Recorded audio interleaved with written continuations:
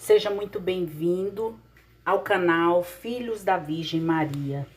Meu nome é Maria Ocilene, eu moro na cidade de Blumenau, Santa Catarina. E hoje venho trazer para você essa novidade, que é o áudio do livro Tratado da Verdadeira Devoção à Santíssima Virgem Maria. Por que eu gravei esse áudio? Amados, eu já tentei mais de 4 vezes. Acho que é a 5ª vez.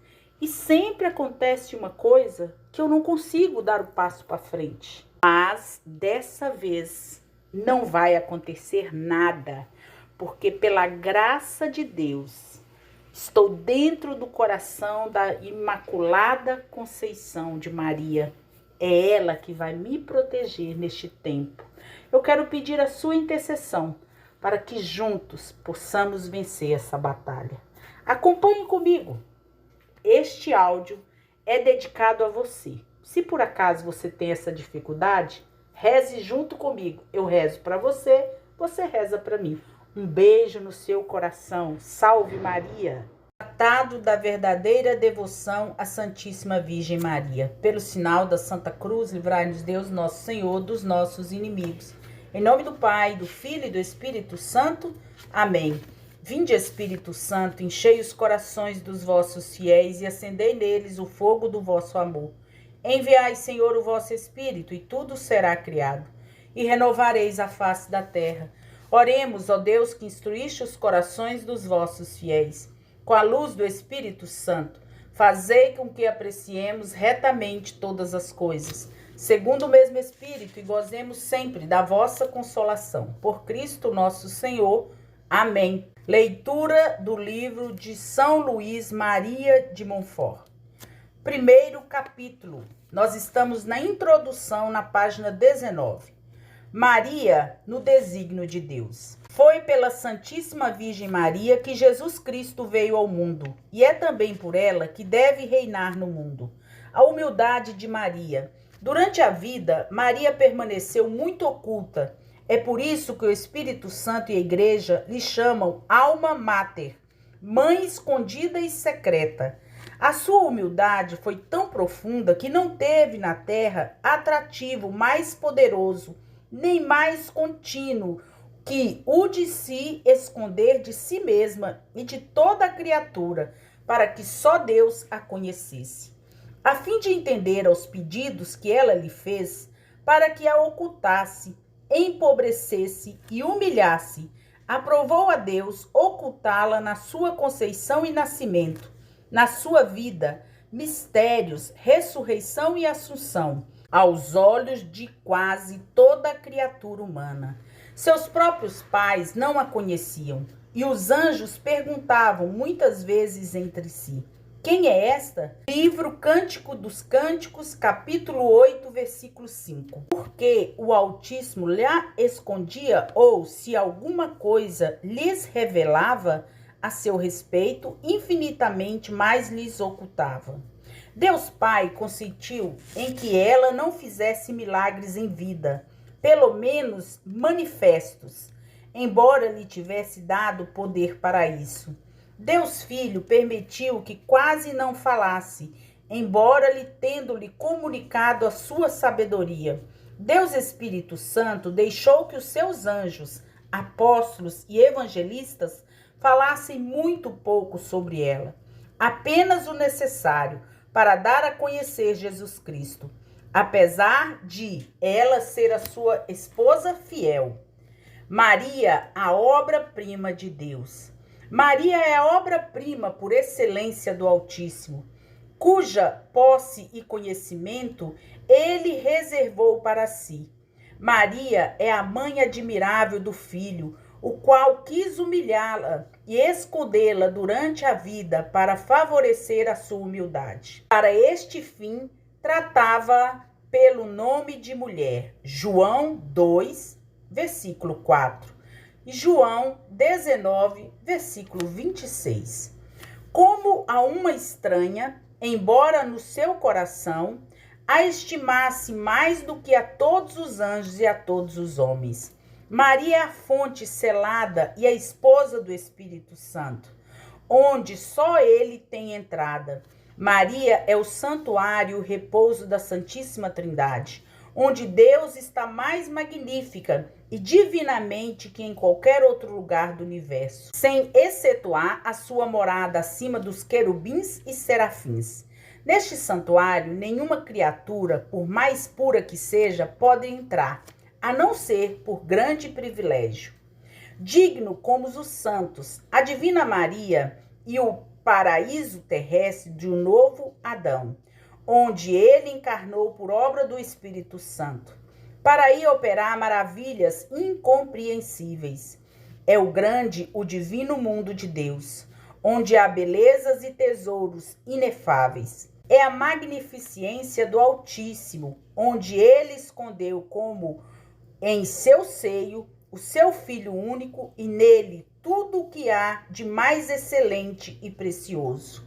Que grandes e misteriosas coisas fez Deus onipotente nesta admirável criatura, segundo ela própria é forçada a dizer, a despeito da sua profunda humildade.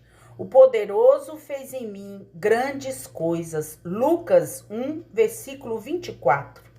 O mundo não conhece essas maravilhas, porque é incapaz e indigno disso. Os santos disseram coisas admiráveis nessa santa cidade de Deus.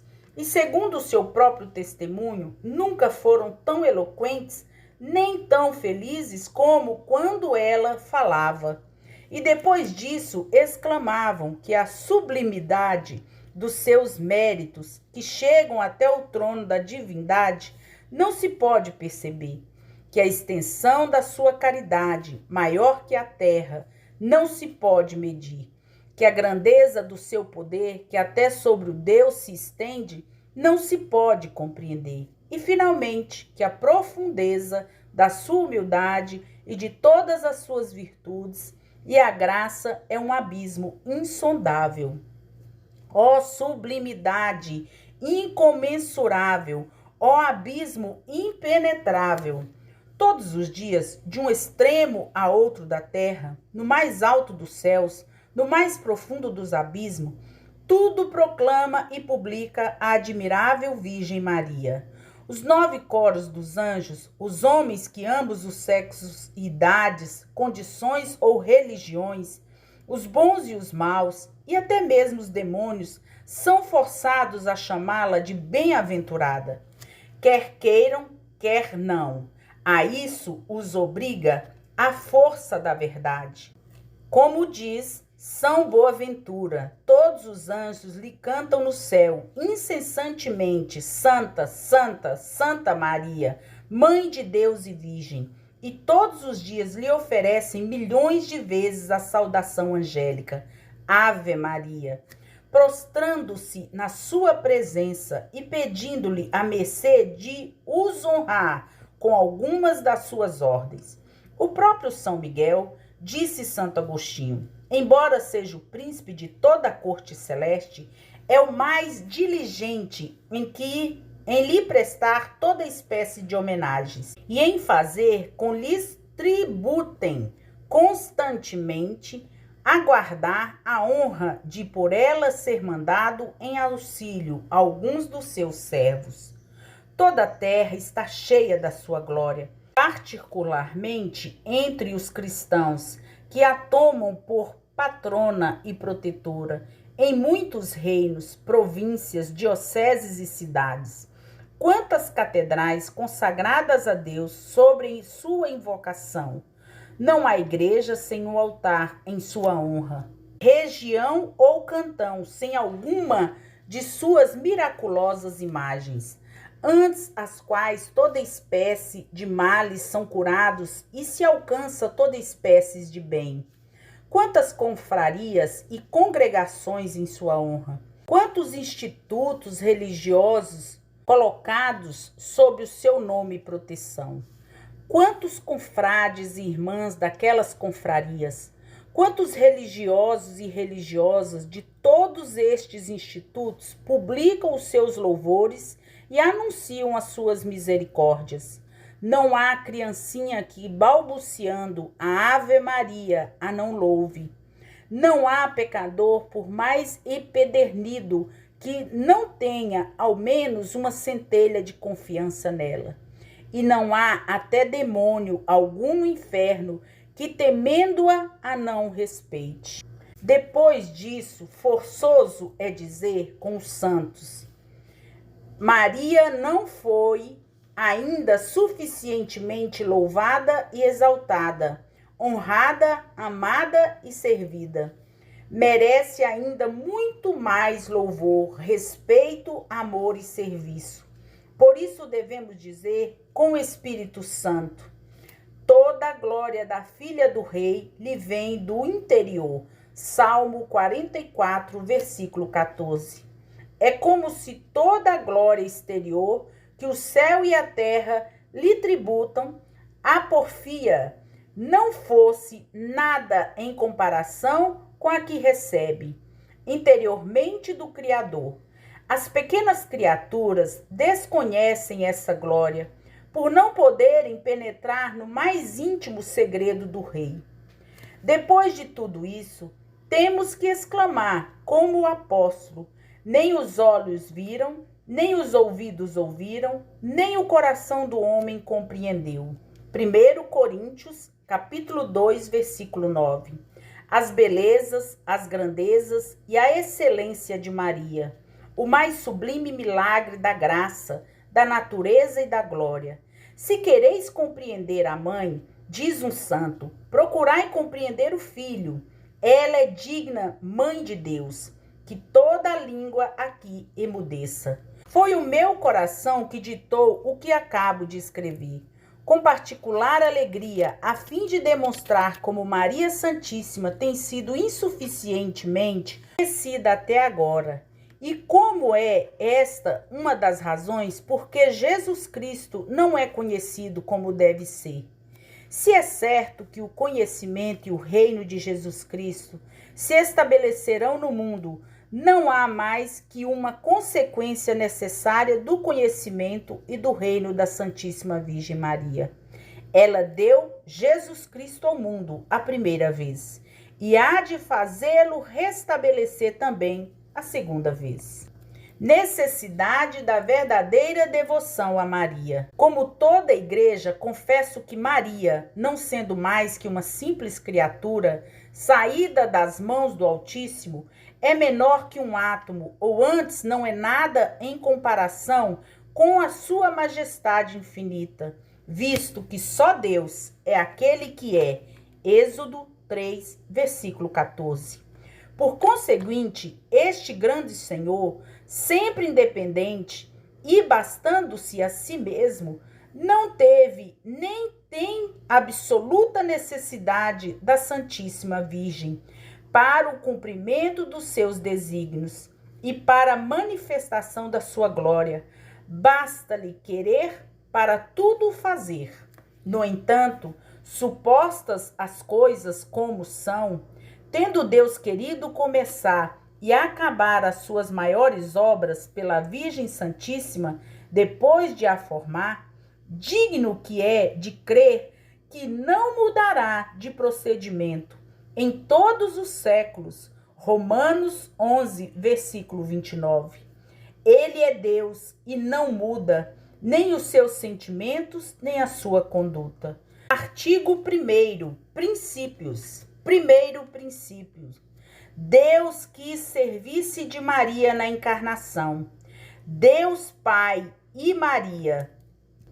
Deus Pai não deu ao mundo o seu unigênito, senão por Maria.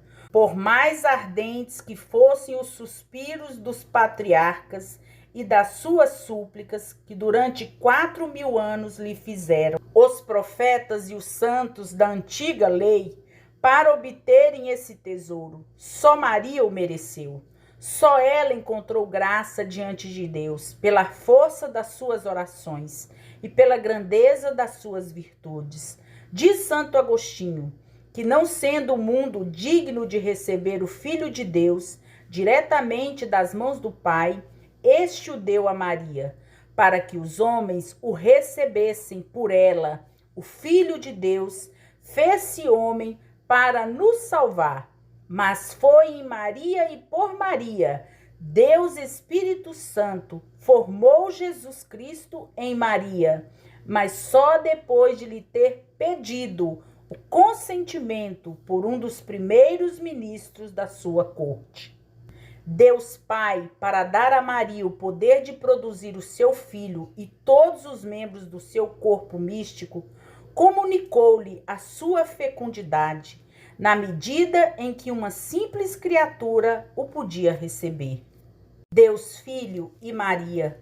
Como o novo Adão ao seu paraíso terrestre, assim desceu Deus Filho ao seio virginal de Maria, para aí achar as suas delícias e operar as escondidas maravilhas de graça. Deus feito homem encontrou a sua liberdade em se ver aprisionado no seio dela. Fez brilhar a sua força, deixando-se levar por essa jovem virgem. Achou a sua glória e a de seu Pai, escondendo os seus esplendores a todas as criaturas da terra, para só os revelar a Maria. Glorificou a sua independência e majestade, dependendo desta amável virgem na sua concepção, nascimento, apresentação no templo, na sua vida oculta de 30 anos e até na sua morte. Maria devia assistir a essa morte, porque Jesus quis oferecer com ela o mesmo sacrifício e ser imolado ao eterno Pai com seu assentimento. Como outrora, Isaque também fora imolado à vontade de Deus, pelo consentimento de Abraão. Foi ela que o amamentou, nutriu, sustentou, criou e sacrificou por nós. Ó admirável e incompreensível dependência de um Deus, nem o Espírito Santo a pôde ocultar do Evangelho, para nos mostrar o seu valor e glória infinita. Embora tenha escondido quase todas as maravilhas operadas pela sabedoria encarnada durante a sua vida oculta, Jesus Cristo deu mais glória a Deus Pai pela sua submissão a Maria durante 30 anos do que ele teria dado se convertesse toda a terra, operando os maiores prodígios. Ó quão grande, altamente glorificamos a Deus, quando nos submetemos para lhe agradar, a Virgem Santíssima, a exemplo de Jesus Cristo, nosso único modelo. Se examinarmos de perto o resto da vida de Jesus, veremos que ele quis iniciar os seus milagres por Maria.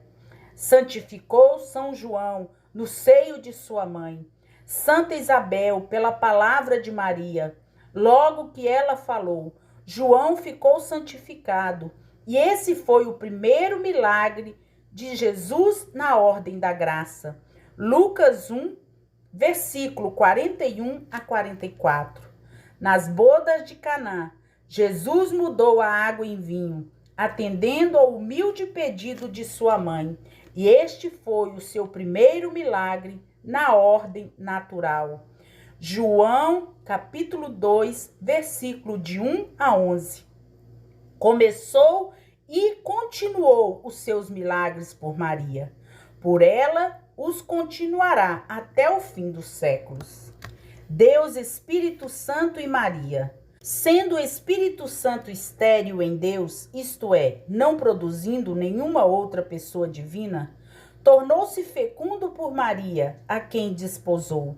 Foi com ela e nela e dela que formou a sua obra-prima, um Deus feito homem e que forma todos os dias até o fim dos séculos, os predestinados e os membros do corpo que tem por cabeça o adorável Jesus.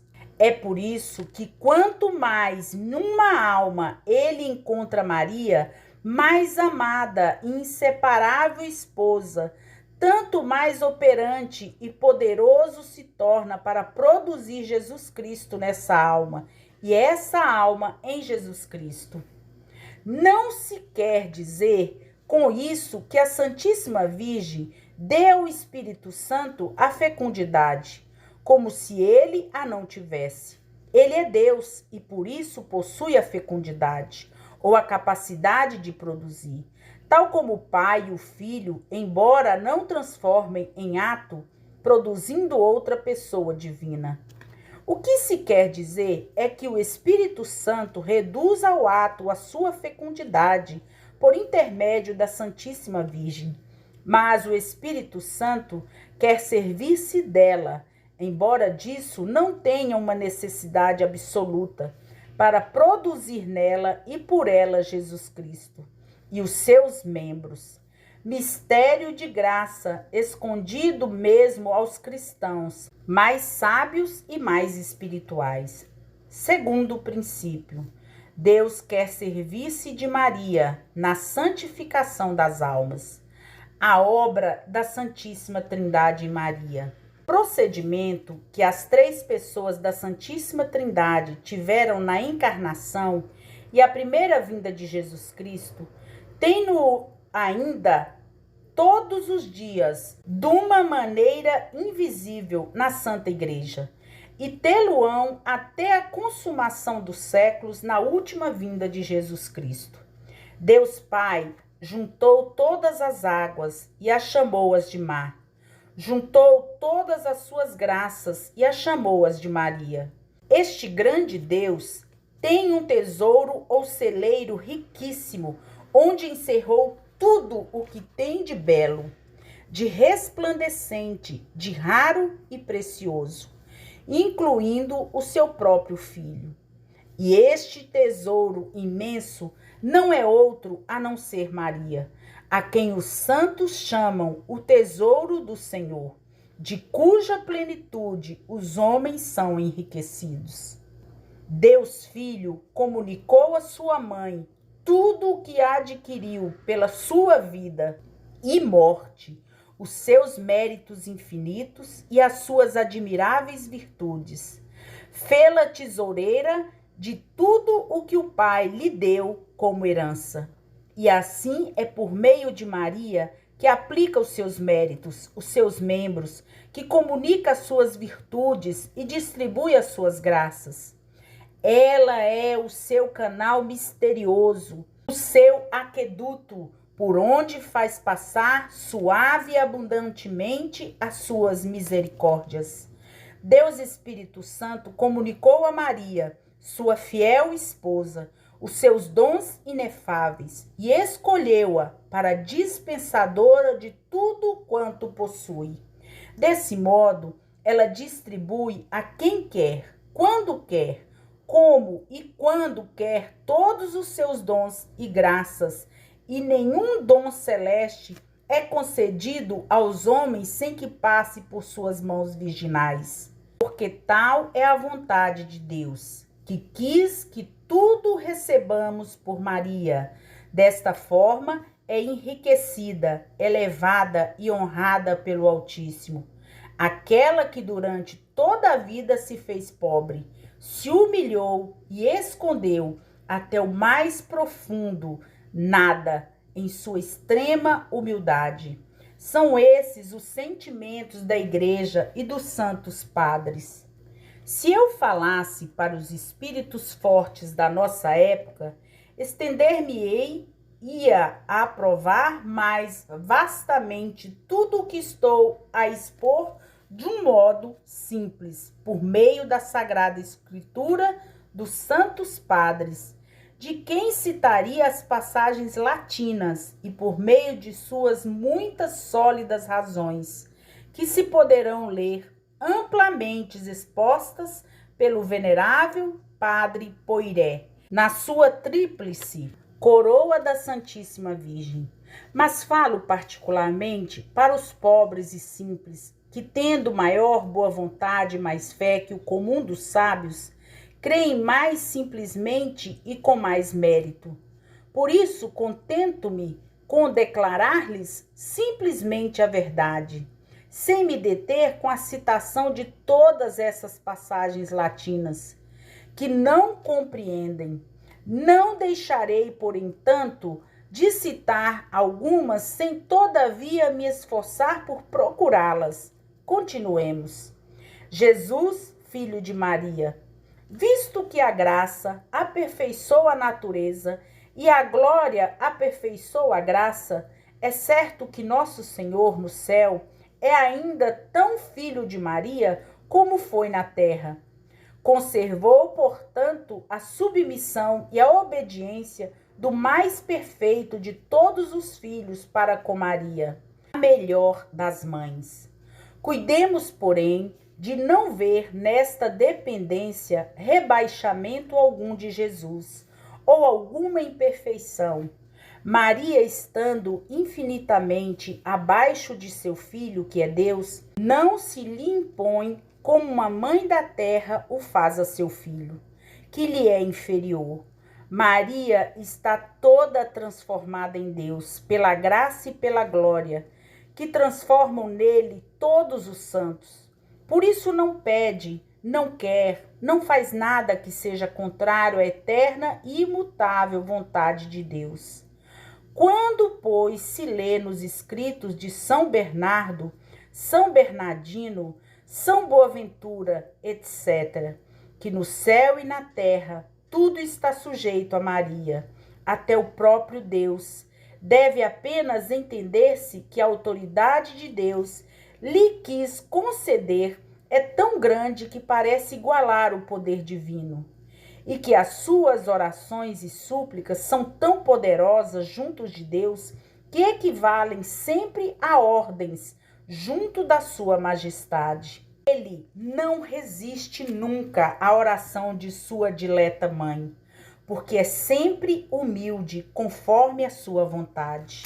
Moisés deteve tão poderosamente a cólera de Deus contra os israelitas pela força da sua oração, que este Altíssimo e infinitamente misericordioso Senhor, não lhe podendo resistir, pediu-lhe que o deixasse encolarizar-se e castigar aquele povo rebelde. Êxodo 32:10. O que então não devemos pensar, com muito mais razão, da humilde oração de Maria, mais poderosa junto de Deus que as preces e as intercessões de todos os anjos e santos do céu e da terra? Maria é rainha. No céu, Maria impera aos anjos e aos bem-aventurados, como recompensa da sua profunda humildade. Lucas 1:48. Deu-lhe Deus o poder e o encargo de encher de santos os tronos deixados vazios pela orgulhosa queda dos anjos apóstatas. É vontade do Altíssimo que exalta os humildes. Lucas 1, versículo 52. Que o céu, a terra e os infernos obedeçam, livre ou forçadamente, às ordens da humilde Maria, fê-la soberana do céu e da terra, condutora dos seus exércitos, guarda dos seus tesouros, dispensadoras das suas graças, obreira das suas grandes maravilhas, reparadora do gênero humano, medianeira dos homens, vencedora dos inimigos de Deus e fiel companheira de suas grandezas e triunfos. Deus Pai quer formar filhos por Maria até a consumação do mundo e diz-lhes estas palavras: habita em Jacó. Eclesiástico 24, versículo 13. Isto quer dizer: faze a tua morada e habitação entre os meus filhos e predestinados, figurados por Jacó, e não entre os filhos do demônio e os réprobos, figurados por Esaú. Deus por pai, Maria por mãe. Como na geração natural e corporal há um pai e uma mãe, assim também na geração sobrenatural e espiritual há um pai que é Deus e uma mãe que é Maria. Todos os verdadeiros filhos de Deus e predestinados têm a Deus por pai e Maria por mãe. E quem a não tem por mãe, não tem Deus por pai. Eis porque os réprobos, como os heréticos e cismáticos e etc., que odeiam ou olham com desprezo ou indiferença a Santíssima Virgem, não têm Deus por Pai, ainda que disto se gloriem, porque não tem Maria por mãe. Pois se a tivessem por mãe, honrá-la-iam e amá-la-iam, como um verdadeiro e bom filho ama e honra naturalmente sua mãe, que lhe deu a vida.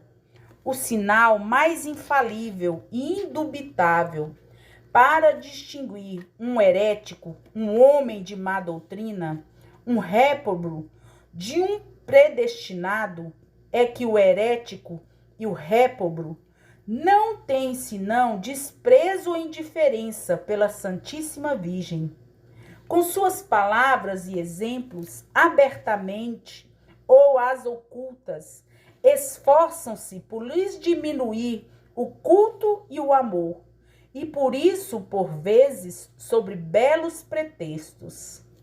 Deus Pai não disse a Maria para habitar com eles, porque são Esaús.